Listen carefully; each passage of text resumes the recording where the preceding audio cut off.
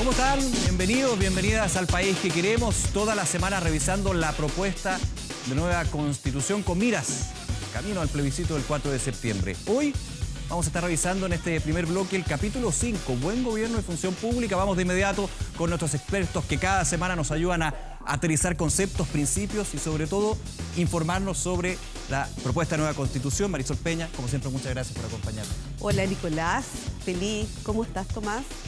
Y Tomás Jordán también, como toda la semana acompañándonos. Tomás, muchas gracias. ¿Qué tal? Hola Nicolás, hola Marisol.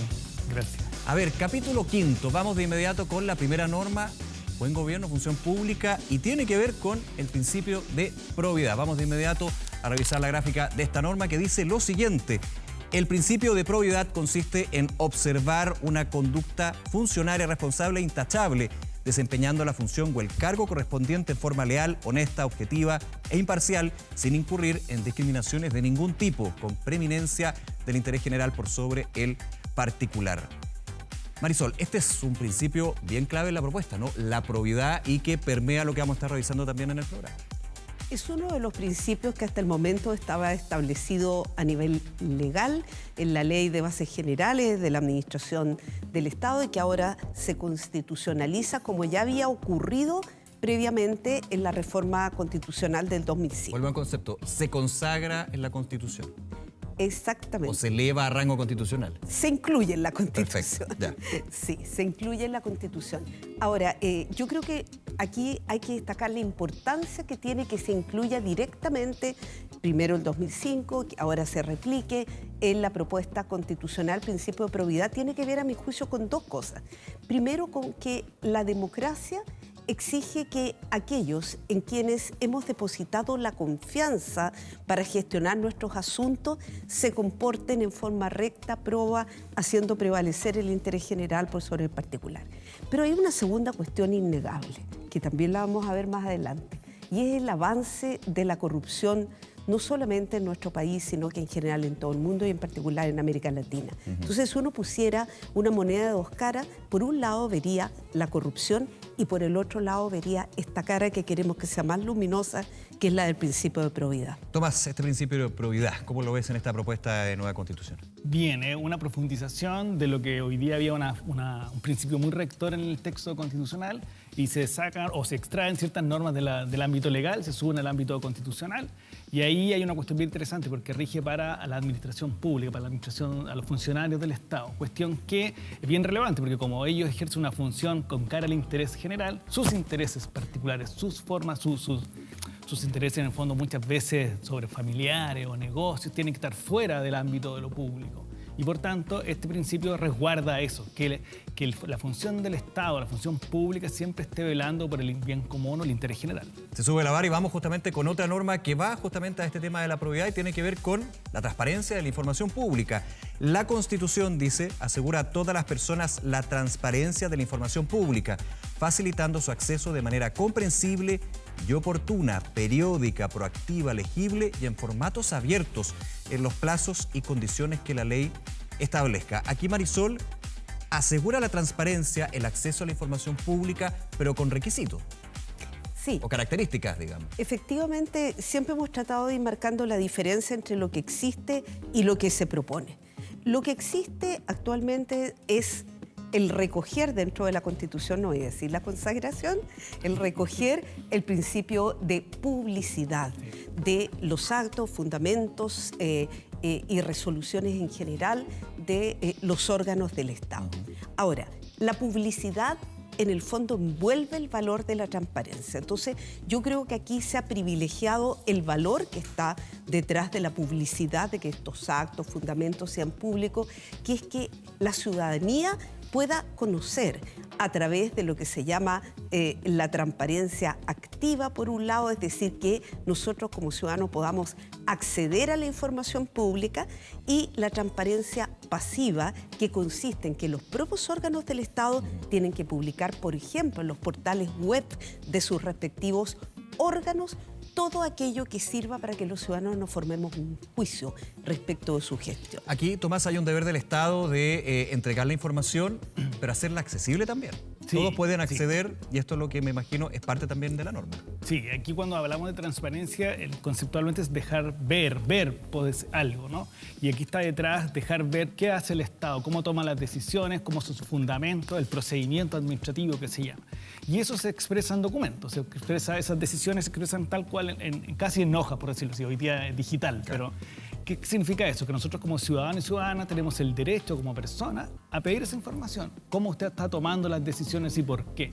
Y eso es un derecho de las personas que está resguardado en una ley y por lo tanto el Estado, la administración pública está obligada a frente a un requerimiento, como decía Marisol, incluso ellos mismos de propia voluntad por disposición legal, tienen que mostrarnos con lo que hacen y las formas que toman las decisiones. Y eso es clave para el control que ejerce la ciudadanía a el poder propio. Vamos con otra norma relativa a la probidad y tiene que ver con la rendición de cuentas. Muy importante lo que está ahí en esta norma de la propuesta de nueva Constitución. Los órganos del Estado y quienes ejercen una función pública deben rendir y asumir la responsabilidad en el ejercicio de su cargo en la forma y las condiciones que establezca la ley.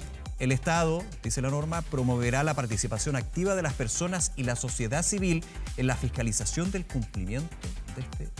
Marisol.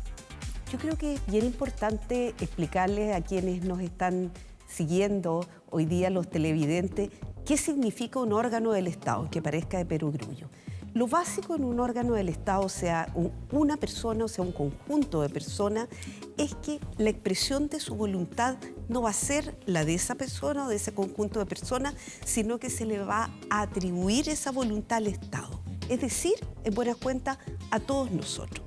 Y esa es la razón, la base por la cual las democracias contemporáneas han venido crecientemente poniendo un gran acento en este principio de la rendición de cuentas, también se llama accountability, y que permite que sobre la base de lo que nos vayan mostrando los órganos del Estado o aquellos que le pidamos que nos muestren, podamos hacer un juicio de valor acerca de cómo están representando y gestionando nuestros intereses. Hay un ejemplo aquí de rendiciones de cuentas, que son las cuentas públicas de las reparticiones públicas, por ejemplo. Sí, es parte de, porque aquí tiene dos caras. Eso. Uno es el control que las personas tienen derecho a hacer o el derecho a controlar al poder, que está ligado al anterior.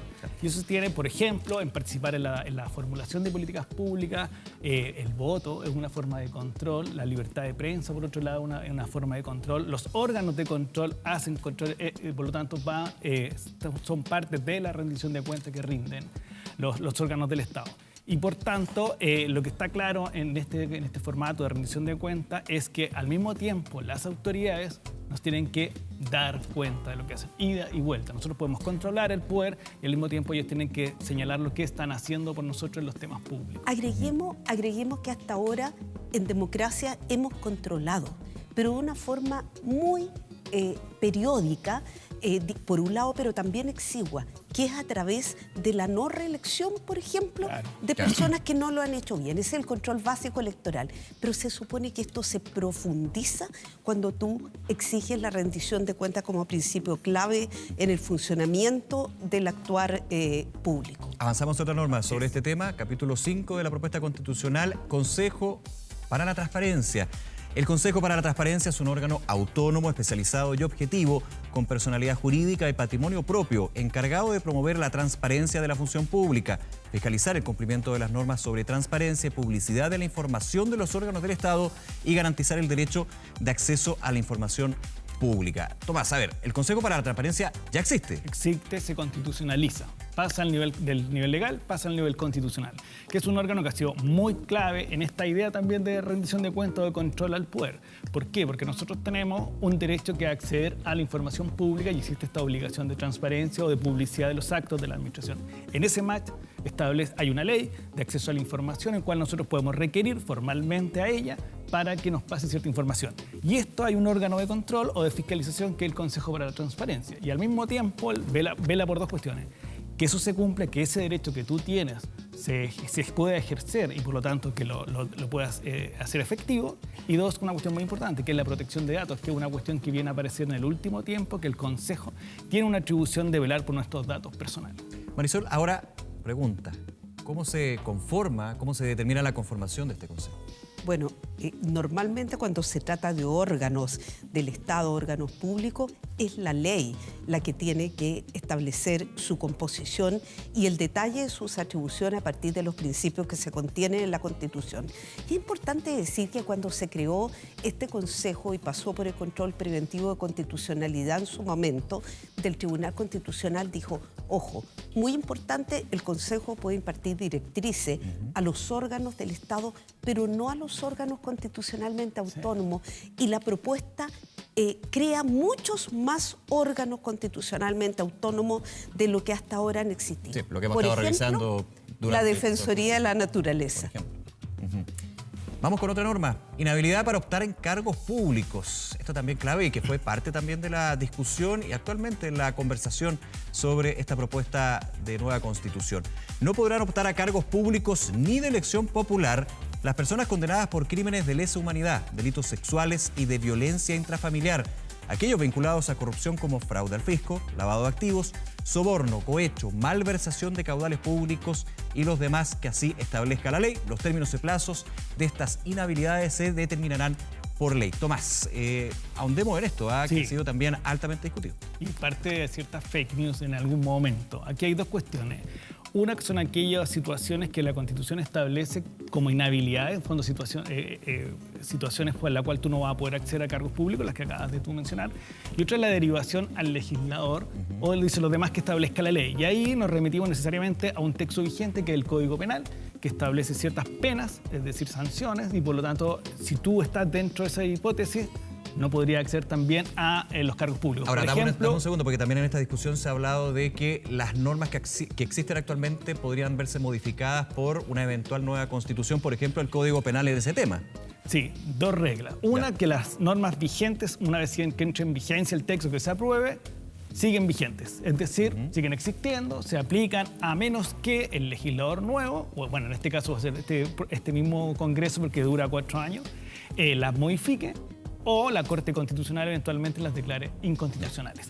Pero ¿qué pasa? Si nosotros no aplicamos lo que hay y entra en vigencia la Constitución, esa norma del Código Penal que establecen inhabilidades, por ejemplo, para narcotráfico, por ejemplo, para el terrorismo, esas personas jamás podrían postular a un cargo de elección popular. ¿Inhabilidad por cuánto tiempo? Esa también es una pregunta que está ahí. Hay algunas que son indefinidas y otras... Claro, los términos y plazos de la inhabilidad se determinarán por ley. Exactamente, nuevamente un mandato al legislador, básicamente, ¿verdad?, al Congreso de Diputadas y Diputados. Todos los proyectos deben iniciarse por ahí, pero esta es una de las materias en que eventualmente, a mi juicio, sí podría intervenir, porque son materias que inciden en el sistema político y su funcionamiento, la Cámara de las Regiones. Ahí podría estar entonces esta determinación. Es un buen punto el que dice Marisol, en el fondo, que la Cámara de las Regiones podría actuar de revisora en esta discusión. Porque no en todas las leyes podría ser. Claro. Otra norma, corrupción contraria al bien común. Revisamos aquí en El País que Queremos. Es deber del Estado promover la integridad de la función pública y erradicar la corrupción en todas sus formas, tanto en el sector público como en el privado. Marisol, aquí en la propuesta de nueva Constitución se habla de corrupción, de terminar la corrupción y de finalmente evitar la corrupción. Bueno, esto es nuevo, nuevo en cuanto se establece un principio que en realidad establece claramente, como lo hemos escuchado, que la corrupción es contraria al bien común. Pero a mí me gustaría agregar que no es totalmente extraño en el constitucionalismo que las cartas fundamentales en algunos momentos quieran dar ciertas señales. Por ejemplo, el artículo 9 actualmente vigente dice: el terrorismo en cualquiera de sus formas es contrario a los derechos humanos. Por lo tanto, creo yo que cuando el constituyente quiere dar ciertas señales, especialmente de cara al fortalecimiento de la democracia o del Estado de Derecho, incluye precisamente estas conductas. Ahora, lo novedoso es que creo que nos imaginábamos la corrupción en el sector público, pero aquí se hace extensiva al sector privado. Vamos a ver cómo se va a bajar aquello, porque podemos entender que se actúa en forma contraria al interés general, pero desde el punto de vista privado, ¿cuál va a ser el parámetro que vamos a tener? Los conflictos de intereses, probablemente. Por ejemplo, o las coimas o el soborno, que en el fondo básicamente es cuando tú das dádivas por obtener un beneficio. Una relación irregular entre lo público y lo privado. Claro, o por ejemplo, en lo público es más claro porque hay un interés general envuelto y por lo tanto cuando tú realizas una dádiva, un soborno a un funcionario o funcionaria pública, ahí hay una situación completamente irregular, ilegal y de partida hay un delito. En el caso del tráfico de influencias que dice Marisol también, porque en el fondo tú ocupas tus redes para obtener un beneficio generalmente económico. En el mundo de lo privado, más bien yo diría que es la primera figura, y no sé cómo se podría aplicar la segunda, que tiene que ver con que tú sí puedes coimear a alguien por obtener un beneficio. O sea, va a haber matices necesariamente. Sí, necesariamente. Vamos con la última norma de este bloque, finanzas públicas. Bien relevante porque permea también gran parte de lo que propone esta nueva constitución, esta propuesta de nueva constitución. Las finanzas públicas se conducirán conforme a los principios de sostenibilidad y responsabilidad fiscal, los que guiarán el actuar del Estado en todas sus instituciones y en todos sus niveles. Yo decía, permea todo lo que hemos estado revisando en la parte de sostenibilidad financiera, Marisol, justamente para los organismos que se crean y los elementos también que son novedosos, ¿no? Bueno, digamos que nuevamente nos enfrentamos a algo que se eleva del rango legal al rango constitucional. Aquí tengo en mi poder la ley 20.128, vigente desde el año 2006, que regula la responsabilidad fiscal y establece, por ejemplo, un comité financiero que debe ir asesorando permanentemente al ministro de Hacienda sobre decisiones que para las personas que nos están escuchando tienen que ver con el hecho básico de que no se puede gastar más de lo que se tiene. Este es el Consejo Fiscal Autónomo, ¿no? Exactamente.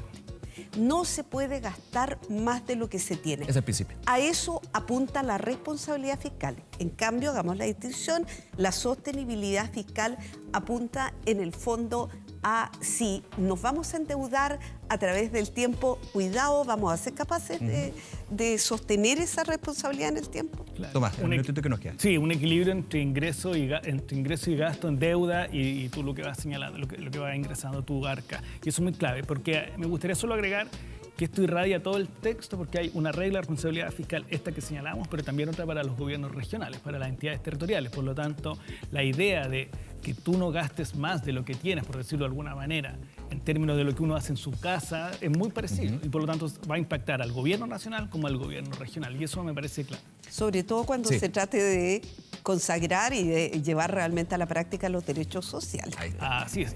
Y ahí rige el principio de progresividad y otras cosas que hemos... Es una larga que tenemos que seguir porque tenemos muchos temas que seguir conversando con Marisol, con Tomás, que se mantienen aquí en el programa.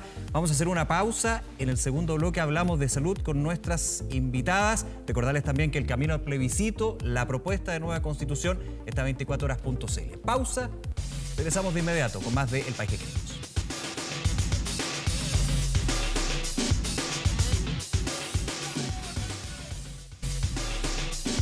Regresamos al País que Queremos y vamos a estar conversando de un tema que ha sido muy importante en este proceso constituyente, en esta propuesta de nueva constitución. Voy a presentar a nuestras dos panelistas de lujo, ex autoridades de salud que saben todo sobre este tema. Las presentamos: Paula Daza, ex subsecretaria de Salud Pública, directora ejecutiva del Centro de Políticas Públicas e Innovación en Salud de la Universidad del Desarrollo. Muchas gracias por acompañarnos, Paula. Bienvenida. Muchas gracias por invitarme a la conferencia. Y la diputada Elia Molina, ex ministra de Salud, ahora en el Congreso. Muchas gracias por acompañarnos, diputada. Muchas gracias por invitarme. Están, por supuesto, Marisol Peña, Tomás Jordán acompañándonos como siempre para ir a dar los tips constitucionales de lo que vamos a estar conversando. Y vamos de inmediato con la nota introductoria que aborda la propuesta de nueva constitución con respecto a la salud. Lo vemos en la siguiente nota. Es uno de los temas que más preocupa a la ciudadanía y eso quedó en evidencia en las manifestaciones previas al proceso constituyente, donde fueron muchos los chilenos que exigían cambios al sistema de salud de nuestro país. ¿Qué dice el texto? La propuesta constitucional establece que toda persona tiene derecho a la salud y al bienestar integral. El Sistema Nacional de Salud sería de carácter universal, público e integrado. Esto significa que se extiende a todas las personas, que tendrá regulación del sector público y que existirá coherencia entre el sistema, sus prestadores y seguros. El sistema estaría compuesto por prestadores públicos como los hospitales o los EFAM y prestadores privados como las clínicas o los centros médicos privados. Eso sí, la ley determinaría los requisitos y procedimientos para que estos últimos puedan integrarse al sistema. El mejor ejemplo que tenemos es un ejemplo práctico. La pandemia del COVID-19 vino a poner en un gran estrés a todo el sistema de salud, y la respuesta que dio el Estado no fue solo de los agentes del Estado, fue pública y privado. Y eso fue de una manera integrada. No conocemos la participación de si van a poder participar o no y cómo van a participar. A lo mejor solamente en algunas patologías, en otras no, a lo mejor van a regular los precios.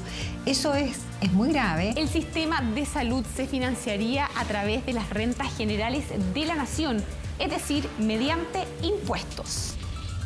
Además, la ley podría establecer cotizaciones obligatorias a empleadores, empleadoras, trabajadores o trabajadoras, solo con el fin de aportar solidariamente al sistema de financiamiento.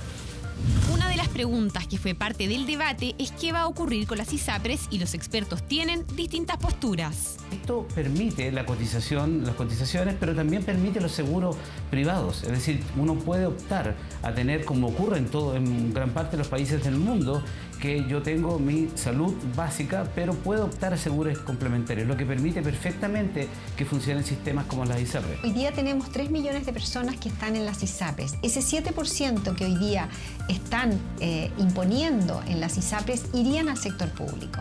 Por lo tanto, si hay alguna, las ISAPRES como tal desaparecerían. Van a incrementar la demanda en la atención en el sector público. Y mediante la normativa se determinará al órgano público encargado de administrar los fondos del conjunto de este sistema. La nota de Flavia Cordela con los distintos elementos de esta propuesta sobre salud. Voy a comenzar con la doctora Paula Daza, también estaba participando en la nota, pero quiero comenzar primero en la base. Me voy a ir al artículo 44, inciso 1. Primero, toda persona tiene derecho a la salud y al bienestar integral, incluyendo sus dimensiones física y mental. Se agrega, en un tema bien innovador, la salud mental. Y en el inciso tercero, el Estado debe proveer las condiciones necesarias para alcanzar el más alto nivel posible de salud. Me quedo con eso, el más alto nivel posible de salud. ¿Cómo lo ve usted? Bueno, yo creo que es positivo avanzar en esta nueva constitución en que la salud sea como un derecho social. Me parece positivo y en ese sentido avanzar en esto con alcanzar una cobertura universal de salud. Una cobertura universal, estamos hablando del acceso a la salud, estamos hablando del financiamiento de salud. Eso es el objetivo de alcanzar en esta constitución, que nos parece positivo. Sin embargo, yo creo que eso no es lo más relevante. Yo creo que acá hay un tema que es muy relevante, es que se plantea una cosa que es la forma, es decir, el modelo de financiamiento, que es lo que se va a cambiar para alcanzar este objetivo. Y en ese sentido, te quiero decir, hoy día en Chile tenemos un modelo de financiamiento que es un modelo basado en seguros. Lo que se quiere hacer es un cambio radical del modelo de financiamiento hacia un modelo que se llama beverage, ¿cierto? Estos modelos que el Estado es el gran responsable del financiamiento. ¿Y qué es lo que dice la literatura internacional? ¿Qué dicen los expertos internacionales? Que no es la definición del modelo lo importante, sino que cómo se integran esas piezas del modelo, la gestión, la eficiencia, el recurso humano. Por lo tanto, este cambio a un modelo distinto, que sabemos que tiene los mismos problemas que el modelo que tenemos hoy día, como listas de espera, falta de especialista, gasto de bolsillo, ambos sistemas tienen esos problemas. Haciendo un cambio radical puede producir grandes problemas. ¿Por qué? Y quiero terminar la idea. ¿Por qué? Porque hay una definición que se llama path dependency, el costo de transición. No hay que subevaluar, no hay que no considerar el costo de transición cuando se hace una reforma tan estructural como la que se piensa hacer en esta Constitución. Diputada Elia Molina, al parecer hay un consenso con respecto a el derecho fundamental de la salud. ¿Es la forma donde ahí se genera la discusión? ¿Está de acuerdo?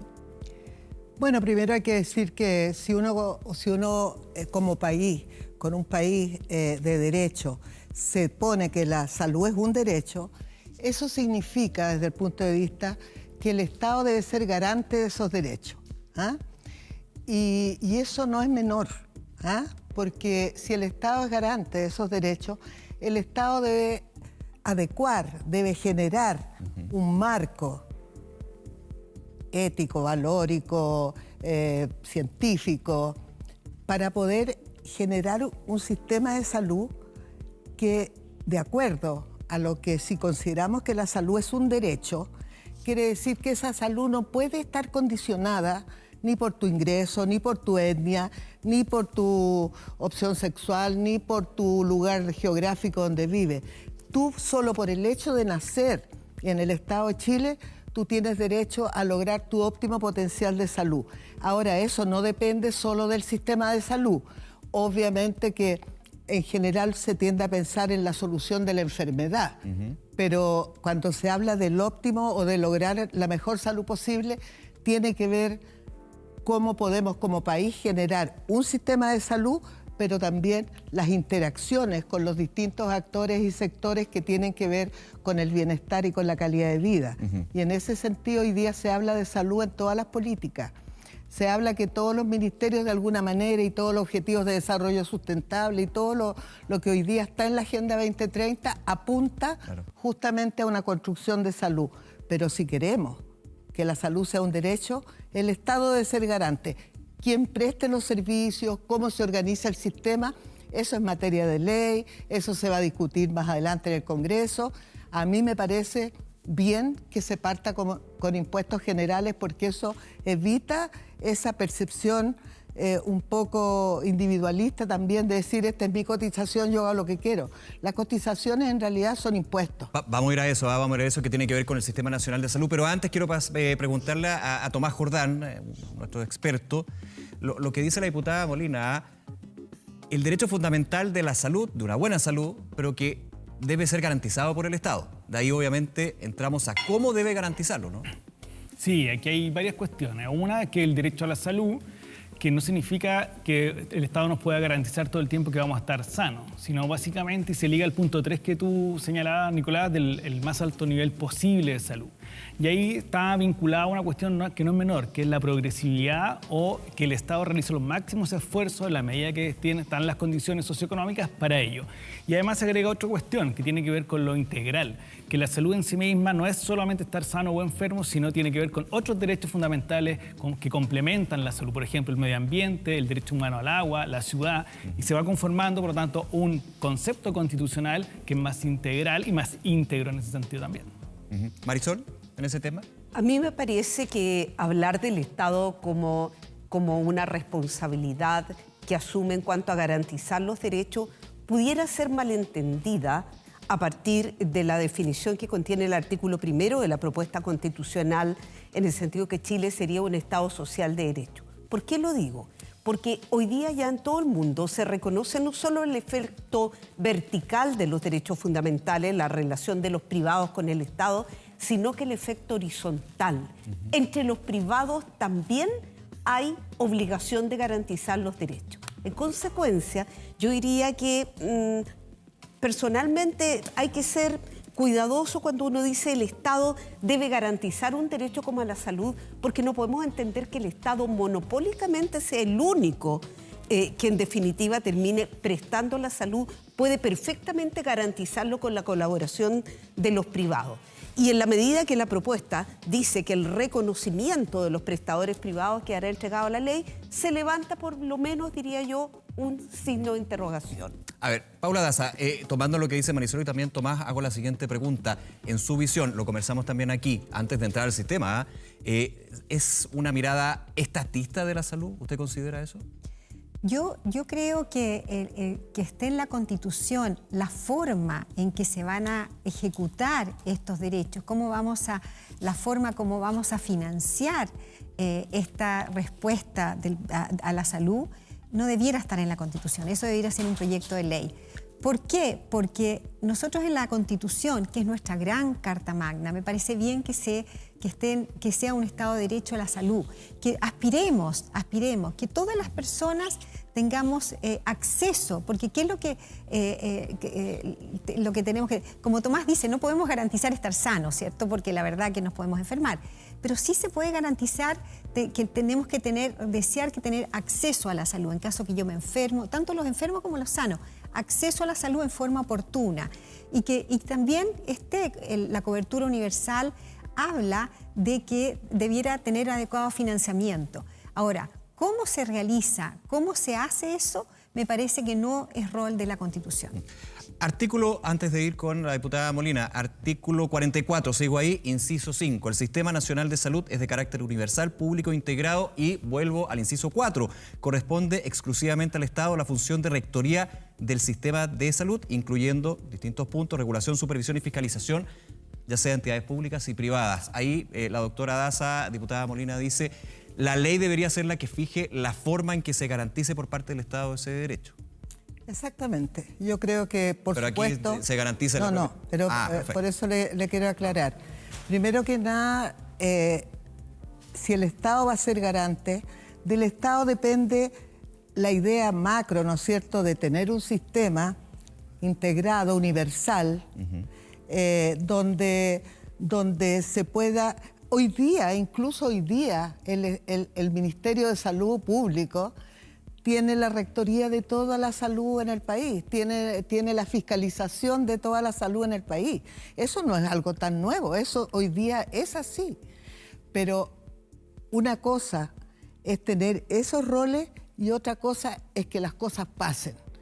Porque cuando en el Ministerio de Salud pensamos, ¿no es cierto?, o se acuerda una política pública, programas, estrategias, eso baja al 80% de las personas que están en el sistema público, pero no tenemos ninguna certeza de que las personas que están en un seguro privado, en su contrato individual que cada persona hace con el seguro privado, esos roles y esas funciones del sistema de salud deben estar. Me tengo un segundo ahí. Hay muchas voces que dicen, bueno, pero esta integración de los sistemas en un sistema total, digamos, de hecho se dio en la pandemia. La doctora Daza lo conoce muy bien. ¿Por qué en parte? Vamos con eso. En parte porque creo que fue súper buena la idea de integrar todo lo que fue la administración de camas, ¿no es cierto?, los vacunatorios, la distribución de la vacuna. Yo siempre he celebrado todo lo que ha tenido que ver con la adecuación del sistema y de la integración del sistema. Eso mostró claramente que es posible articular. Ahora, lo que quizás donde tenemos la diferencia entre una situación y otra es que no fue el Estado quien, por ejemplo, negoció los precios. Igual hubo que pagar los precios que nos cobraran las clínicas al Estado o financiar espacios privados, ¿no es cierto?, para poder tener enfermos. Cuando hay una situación de emergencia y el Estado integra, bueno, ahí las condiciones también debería fijarlas el Estado. Me voy un segundo antes de irte a nuestro experto. Doctora Paula Daza, el Estado no pudo negociar los precios de red integrada de salud. No, fue el Estado el que puso los precios. El Estado fue FONASA, de hecho fue el que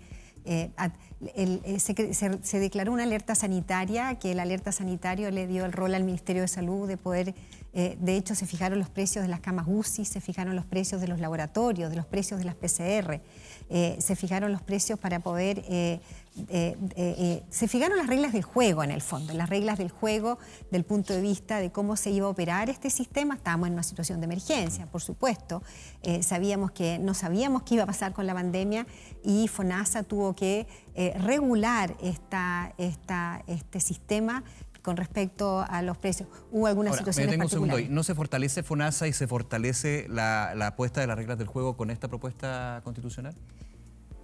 Absolutamente. No sé, acá lo que se dice... Absolutamente no, sí. No, lo que se dice acá es que va a haber un ente estatal, ¿cierto? Un ente público, va a ser el Estado, a través de los impuestos generales. El Sistema Nacional de Salud. En el Sistema Nacional de Salud. En este caso va a ser, porque estamos hablando del fondo del modelo de financiamiento, ¿cierto? Eso es el gran cambio de sistema. Yo creo que aquí la Constitución hace un gran cambio en el modelo de financiamiento que tenemos en Chile y ya tenemos suficiente evidencia que los modelos de financiamiento, no es la forma que vamos a mejorar la salud.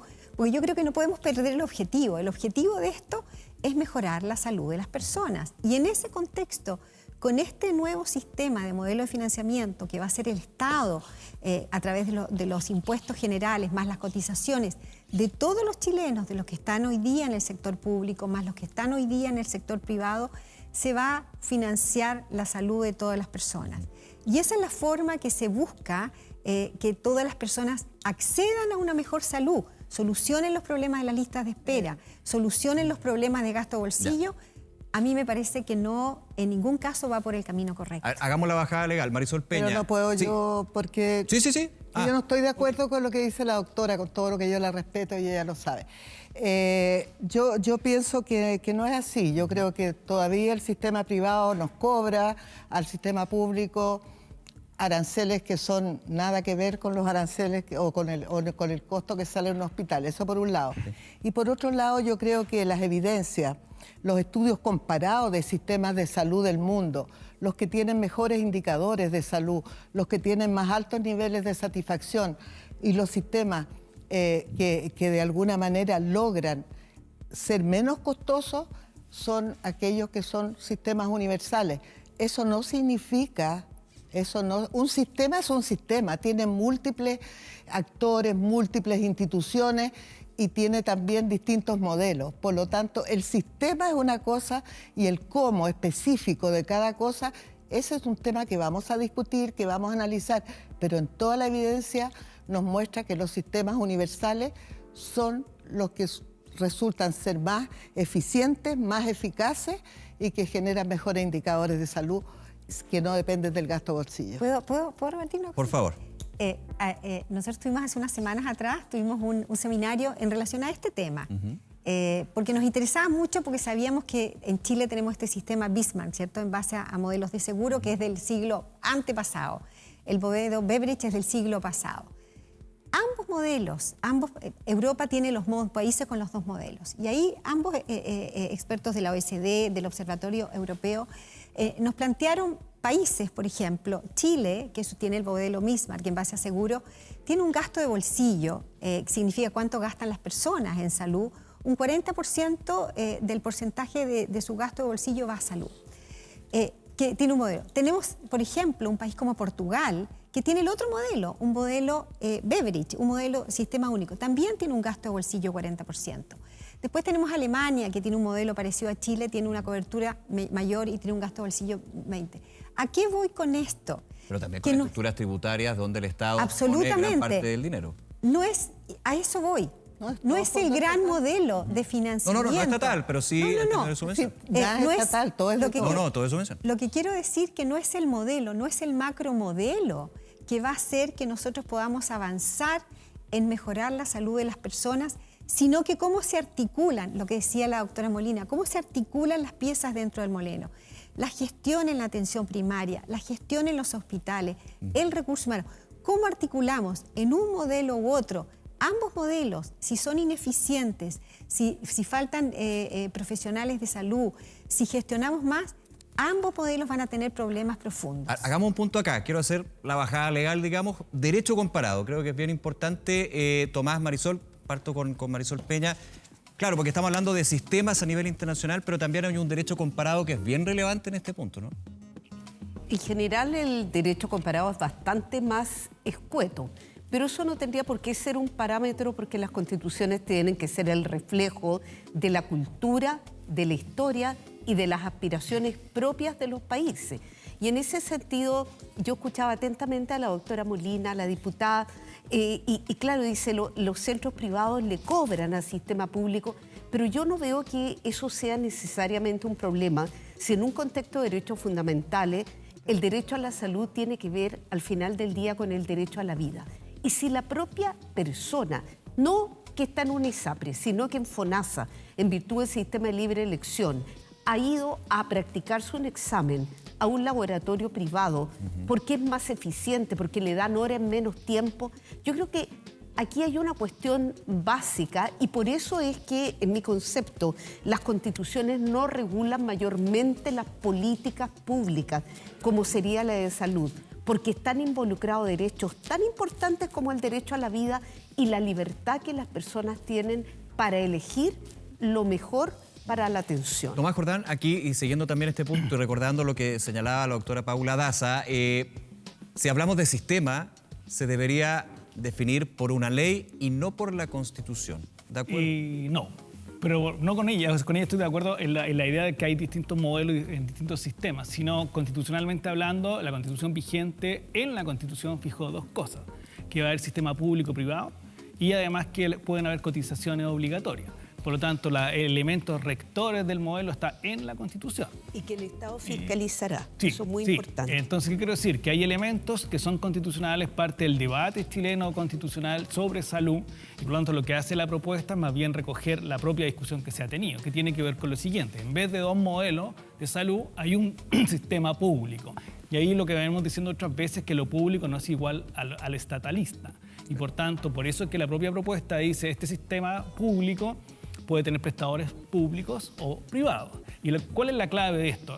El párrafo que tú señalabas, Nicolás, sobre la rectoría, sobre la regulación, sí, sobre la supervigilancia y fiscalización. Es decir, son los roles que tiene que asumir el Estado, básicamente, cómo fija la política sanitaria de salud, qué reglas van a regular al sistema, por lo tanto a los prestadores públicos y privados, de qué manera se van a controlar para que cumplan la función que las doctoras están acá más de acuerdo en que hay una cuestión bien clave en cómo se gestiona. Y ahí viene después que podemos tratar el aseguramiento, quién paga a los prestadores. A ver, voy con la doctora L. Molina, pero aquí hay un punto y creo que muchos que nos ven hasta ahora ya han estado en esta conversación y en otras conversaciones sobre este tema de salud, llegan a la siguiente pregunta, doctora Molina. En base a la propuesta de nueva Constitución, cuando yo digo artículo 44, inciso 9, el Sistema Nacional de Salud es financiado a través de las rentas generales de la Nación. Adicionalmente, la ley podrá establecer cotizaciones obligatorias a empleadores o trabajadores para aportar solidariamente al tema. Muchos dirán, ¿qué pasa con el 7%? El 7%, ¿me lo pregunta a mí? Sí, para conversar sobre eso. Bueno, que también es parte de esta discusión, el financiamiento finalmente del sistema. Bueno, primero quiero decir un alcance previo le voy a contestar su pregunta. Pero cuando se habla del derecho a elegir, tendríamos que preguntarnos quiénes realmente tienen derecho a elegir en este país su sistema de salud, su alimentación, su vivienda. Es una palabra bonita, pero que en realidad no responde a la realidad del país. Quienes hoy día pueden elegir van a poder seguir eligiendo. Nadie pretende, ninguna constitución va a obligar a nadie a hacer lo que no quiere hacer. Pero si se instala un sistema nacional, universal de salud, va a haber ahí un espacio, pero los seguros privados siempre van a poder existir, la atención privada siempre va a existir. Esto no está diciendo aquí se borra todo, acá se acaban las clínicas, se acaban los médicos privados, etc. No se trata de eso. ¿Se acaban las ISAPRES? Las ISAPRES como seguro, como administrador de un impuesto, claro, que no es la cotización, sino que son el puente. El único país del mundo donde empresas privadas con fines de lucro administran impuestos. Las ISAPRES discriminan, las ISAPRES descreman. Todos los adultos mayores, una vez que cumplen 60, 65 años, ya no pueden pagar la prima. El 98% de los adultos mayores de Chile están en el sistema público. Entonces, el derecho a elección es muy relativo. Yo creo que un sistema amplio, un sistema con múltiples actores, con distintas gobernanzas y análisis y evaluación de cómo se están dando, yo creo que va a dar mucho más posibilidades de elección que lo que tenemos hoy día, donde el 17% de la población está en ISAPRE, es cierto. Sí.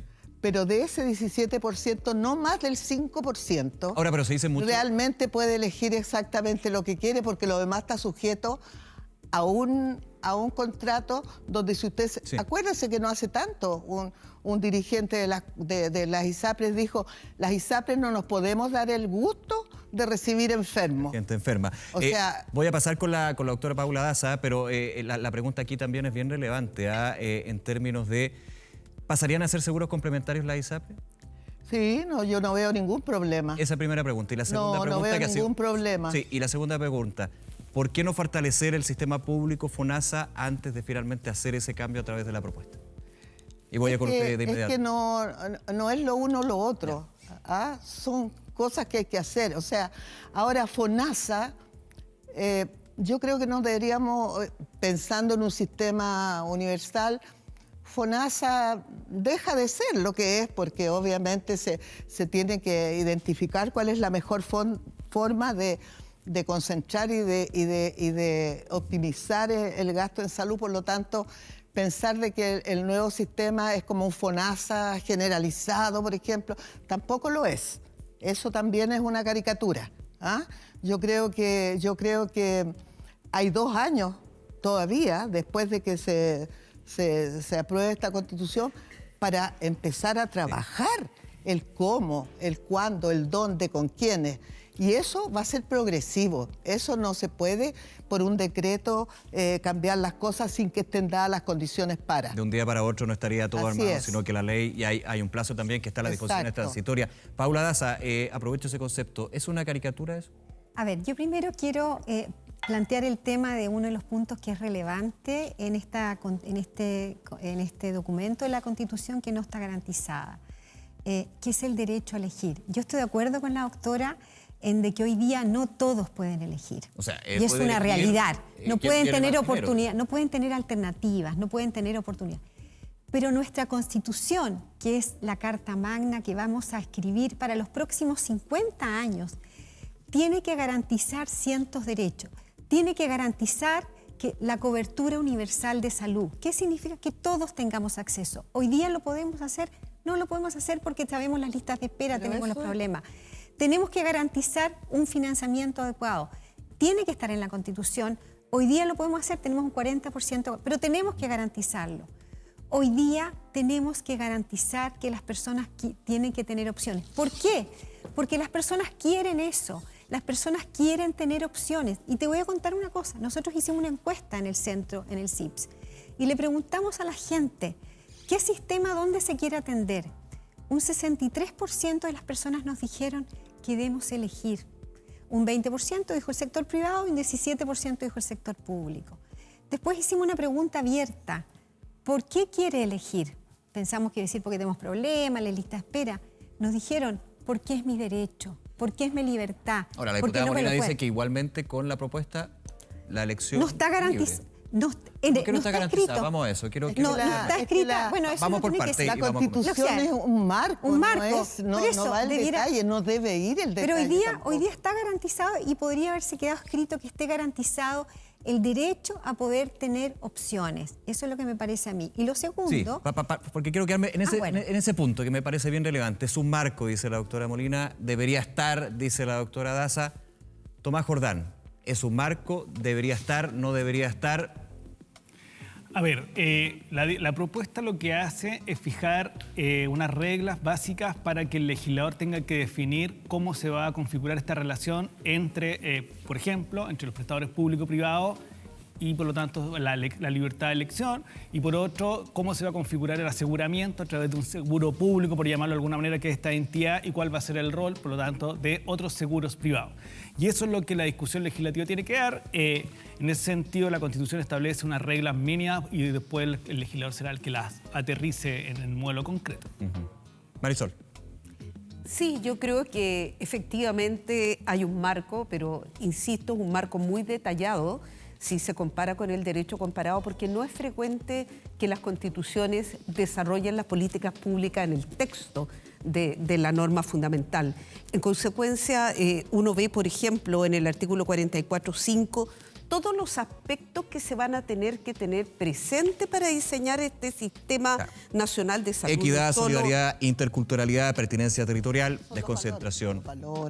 Eso quiero decir que esa enumeración de características tan extensa no es buena técnica constitucional, porque tenemos que dejarle al legislador democrático, como a la diputada, concordar con las fuerzas políticas presentes en el Congreso, de acuerdo a las necesidades que existan en cada momento histórico del país, cuáles son los criterios que realmente deben informar la política pública. Yo creo que ahí hay un punto. Usted estaba muy pendiente ahí de los marcos, de lo que debe estar o no. No escucho tanto, entonces prefiero... Pero la vi muy clara ahí. A ver, ¿cuál es la opinión al respecto? Y por sobre todo... ¿Me puedes repetir? Que no escuché todo por eso. Principalmente los marcos. Aquí Marisol dice hay ciertos valores que no deberían, porque, si no me equivoco, estar determinados, definidos en esta propuesta constitucional, sí en otros elementos como por ejemplo una ley. No, yo creo... Y principalmente pensando en el rol del legislador futuro ante una eventual nueva constitución, en este caso usted mismo. Yo creo y lo he leído muchas veces, Sí, claro. creo que se protegen los derechos básicos. Un derecho a la equidad, la salud, si es un derecho, no puede haber una salud para uno y una salud para otro. Tiene que haber buena salud para todos. Eso no quiere decir, y le aseguro, que no vamos a descansar y no vamos a dejar jamás que nadie se perjudique con este sistema. Este sistema es gana-gana. Es un sistema para que todos ganemos, no es para que unos ganen y otros pierdan, no es revanchista ni mucho menos. Pero yo creo que si garantizamos el derecho a que los pueblos originarios por lo menos les respetemos su cosmovisión y podamos juntos con dar la atención, esa atención sea pertinente a su cultura, me parece básica.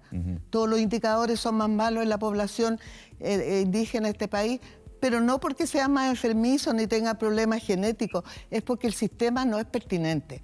Por otro lado, si hablamos de lo que ahí se expresa, eficiencia, calidad, oportunidad... No discriminación. Son marcos... Sí. Perdón, ¿cuál me No falta? discriminación también. Por supuesto, no discriminación. Hoy día, de verdad, nuestro sistema de salud está absolutamente preparado para poder atender la diversidad sexual. Tampoco. Me quedan unos minutitos. Doctora Paula Daza, me quedo también con ese punto. El sistema es un win-win, gana-gana, dice la diputada Molina. Yo creo que no. Yo creo que hoy día tenemos tremendos problemas en salud, particularmente por distintos motivos. La salud es muy compleja. Yo creo que esta propuesta constitucional no está centrada en las personas, no ha escuchado a las personas cuáles son los problemas reales de las personas, del acceso a la salud, del financiamiento a la salud. Creo que hacer este Big Bang que se pretende hacer va a profundizar porque claramente vamos a tener que pasar al eliminar, ¿cierto? Y aquí se lo dijo hace unos días atrás el director de FONASA, que se va a eliminar absolutamente las ISAPRES.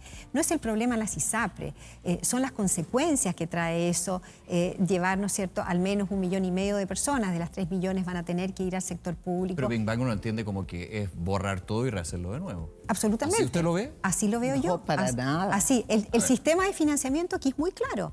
Aquí nosotros tenemos un financiamiento, yo estoy hablando del modelo de financiamiento que está escrito en la Constitución.